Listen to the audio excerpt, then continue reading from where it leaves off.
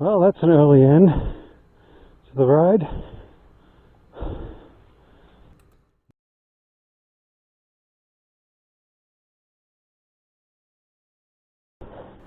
Hello and welcome.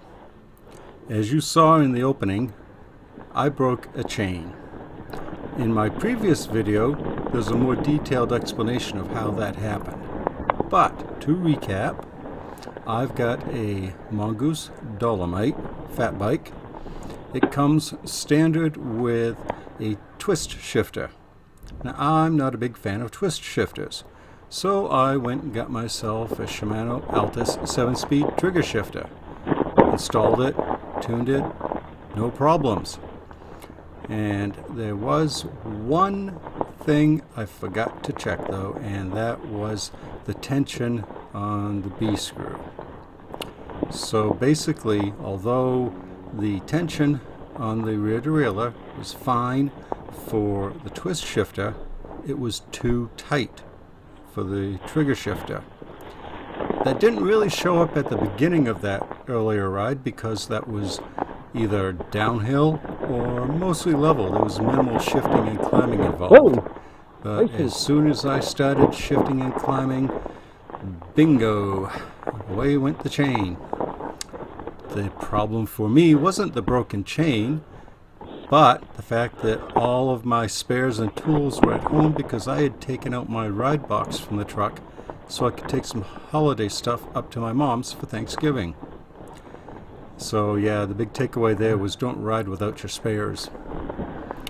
So there is a cute story associated with this, and I'll tell it to you at the end of the video.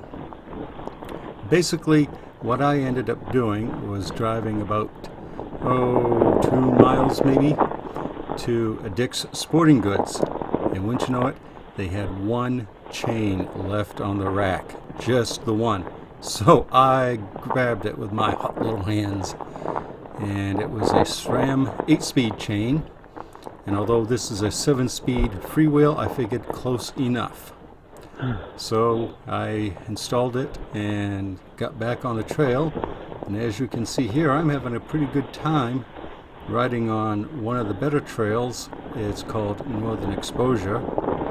It's not the most challenging trail in the Bond Brook Recreation Area, not by any stretch of the imagination, but what's great about it is it's got a little bit of everything. It's a trail for everybody, literally. And even the tricky bits. There are alternate routes. You can go around the rooty area or, circle around the rock that's going to give you the heebie-jeebies. And yeah, it's a fun little trail. And the thing with this Mongoose Dolomite, let's be honest, at $279, it is not the world's fanciest bike.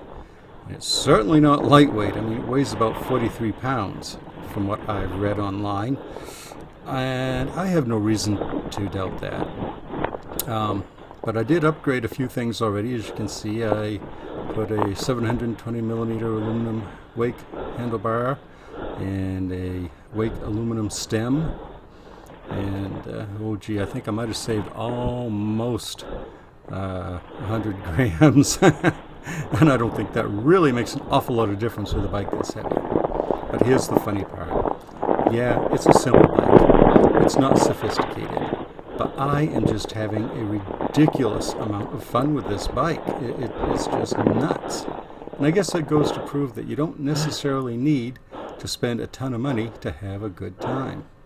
And a good time is my goal when I'm out in the woods, basically. And this little bit, this is one of my favorite sections of this trail. It's a bunch of smallish rollers.